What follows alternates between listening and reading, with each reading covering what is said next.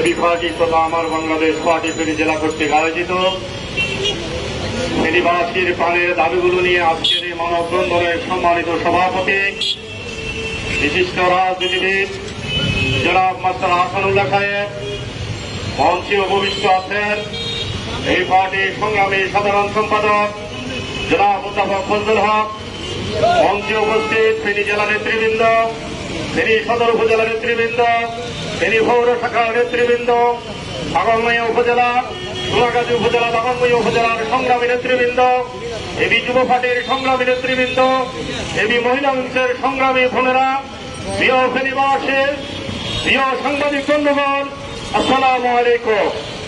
আপনারা জানেন শতাব্দীর ভয়াবহতম বন্যায় ফেনীর মানুষ যে পরিমাণ ক্ষতিগ্রস্ত হয়েছে, 22 আগস্ট থেকে ফেনীর মানুষ একরকম সারা পৃথিবী থেকে বিচ্ছিন্ন ছিল। আমাদের কোনো খাদ্য সামগ্রী ছিল না, আমাদের বিদ্যুৎ ছিল না, আমাদের মোবাইল নেটওয়ার্ক ছিল না। আমরা ছিলাম একরকম ফেনী থেকে নয়, শুধু সারা বিশ্ব থেকে আমরা বিচ্ছিন্ন ছিলাম।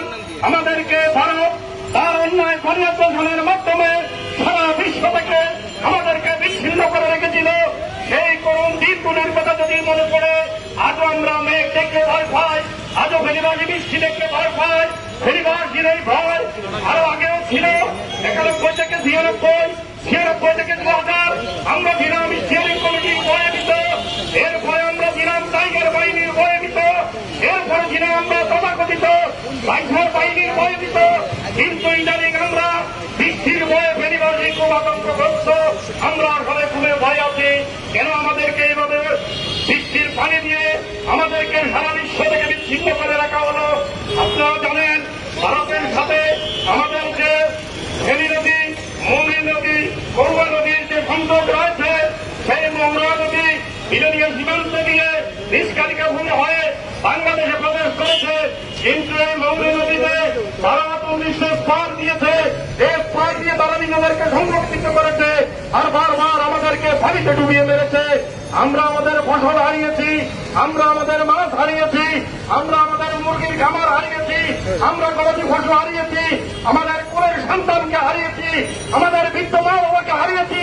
কিন্তু এরপর আমরা দমিয়ে যাইনি, আমরা বন্যাকে মোকাবিলা করে আবার আমরা ঘুরে দাঁড়িয়েছি ইনশাআল্লাহ।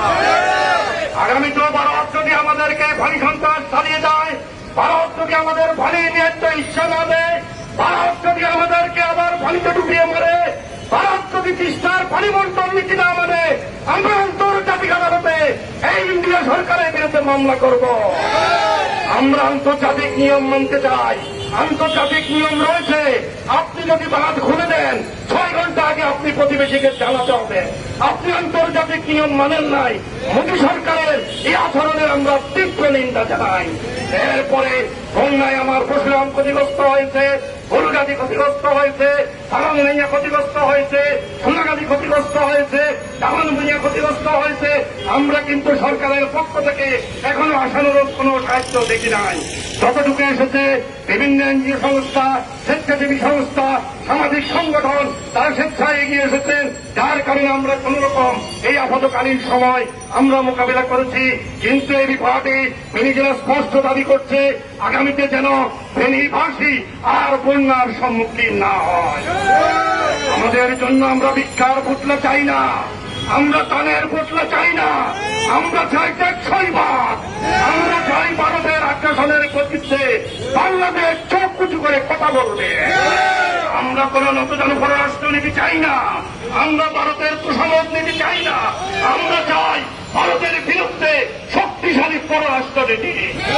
প্রিয় ফেনীবাসী, আমার মুখোমুখি ভেঙে গেছে, কাদের হাট সুইচগেট ভেঙে গেছে, সোনাগাজী সুইচগেট ভেঙে গেছে।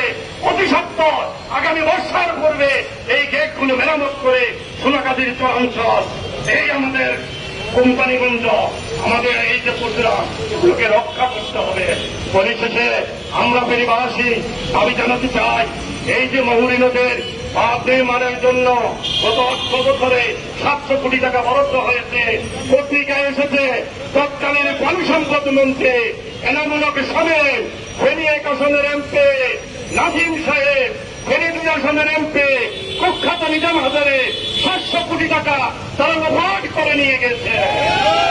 ফেনীবাসী এবিসি স্পষ্ট দাবি জানাচ্ছে এই ঘটনার সুস্থ বিচার করে 700 কোটি টাকা কাদের পকেটস্থ হয়েছে সেই টাকা উদ্ধার করে তার সাথে আরো প্রকল্প বাড়িয়ে স্থায়ী বাঁধ নির্মাণ করে ফেনী পরশুরাম সোনাগাজী সাগর মিয়াকে স্থায়ীভাবে বন্যার এই ক্ষতি থেকে রক্ষা করতে হবে। আমাদের দাবি হচ্ছে যে সকল ঘর বাড়ি বিনষ্ট হয়েছে সেগুলো পুনর্নির্মাণ করে দিতে হবে। যাদের মুরগির খামার ধ্বংস হয়েছে তাদেরকে আবার জানানোর জন্য সরকার স্বল্পমেয়াদে হলেও পুঁজি দিতে হবে।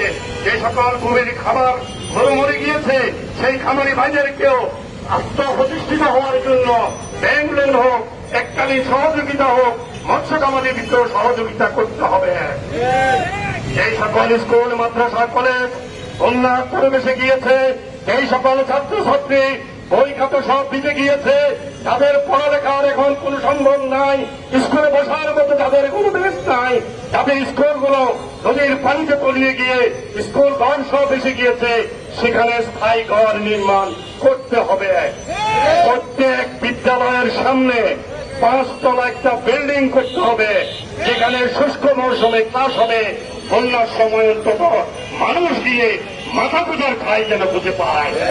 সুস্থ পরিকল্পনার আলোকে এই ফেনীকে সাজাতে হবে। যারা ফেনীকে সাজানোর নামে গত 17 বছর লুটপাট করে গিয়েছেন সেই টাকা ফেরত আনতে হবে। এই সন্ত্রাসীদেরকে গ্রেপ্তার করে যারা 4 তারিখে মহিপাল ট্রেজেডি বসিয়েছেন, 12টা লাশ উপহার দিয়েছেন, তাদেরকে এখানে আইনের আওতায় নিয়ে আসা হয় না। অবৈধ অস্ত্র উদ্ধার করতে হবে, অস্ত্রধারীদেরকে গ্রেপ্তার করতে হবে, ফেনীবাসীকে শান্তির জনপদে পরিণত করে দেখাতে হবে যে এই সরকার শান্তির পক্ষের সরকার। আমরা ধরে নেব আপনারা যে ছাত্র জনতার অভ্যুত্থানের মাধ্যমে ক্ষমতা এসেছেন, যদি এই ভারতপন্থীদের সাথে, ইন্ডিয়ার দালালদের সাথে, আওয়ামী সন্ত্রাসীদের সাথে, মহিপাল ট্রেজেডির গুন্ডাদের সাথে যদি আপনাদের কোন রকম আপোষ, কোন রকমের যদি আপনারা তাদের সাথে ষড়যন্ত্র করে ফেনীবাসীকে আবারও কোন বিপদের সম্মুখীন করতে চান, ফেনীর 16 লক্ষ জনতাকে নিয়ে এবি পার্টি রাজপথে মোকাবিলা করবে ইনশাআল্লাহ। তাই আসুন এবি পার্টিকে জানেন, এবি পার্টি নতুন পার্টি, আমাদের মার্কাই ঘর। আমরা কত বছরে নিবন্ধন পাওয়ার কথা ছিল, কিন্তু তৎকালীন সরকার 91টা দল নিবন্ধনের জন্য দরখাস্ত করেছিল। আমরা 12টা দল সেখানে যাচাই বাছাই টিকেছিল, 12টার মধ্যে আমরাই ছিলাম শীর্ষে, কিন্তু আমাদেরকে বিভিন্ন টেক লাগিয়ে এই অবৈধ হাসিনা সরকার আমাদেরকে তারা নিবন্ধন দেন নাই। পরিশেষে তাদের পতনের পরে হাইকোর্টে মামলা করে আমরা আমাদের অধিকার ফিরিয়ে এনেছি। আপনারা অনেক শাসন দেখেছেন, দফার রাজনীতি দেখেছেন, মতাদর্শের রাজনীতি দেখেছেন। আমরা 3টা কথা নিয়ে এসেছি: স্বাধীনতার যে মূল মন্ত্র, সাম্য, মানবিক মর্যাদা, সামাজিক সুবিচার, যার মাধ্যমে এদেশ ভাষে 9 মাস যুদ্ধ করে আইনদের দিক থেকে লাল সবুজের পতাকা কেড়ে এনেছিল, সেই সাম্য, মানবিক মর্যাদা, সামাজিক সুবিচার প্রতিষ্ঠার জন্য এবি পার্টি বাংলার এই জমিনে কাজ করে যাচ্ছে। আসুন এবি পার্টির পতাকা তুলে আসুন, দেশকে ভালোবাসুন, সন্ত্রাসকে কিনা করেন, দুর্নীতিকে না বলুন, এই দেশকে আমরা তাহলে তুলতে পারবো ইনশাআল্লাহ। সবাইকে আগামী আন্দোলন সংগ্রামে এবি পার্টির পতাকা তুলে আবদ্ধ হওয়ার জন্য উদাত্ত আহ্বান জানিয়ে আমি আমার বক্তব্য শেষ করছি। খোদা হাফেজ। বাংলাদেশ জিন্দাবাদ। এবি পার্টি ফেনী জেলা জিন্দাবাদ।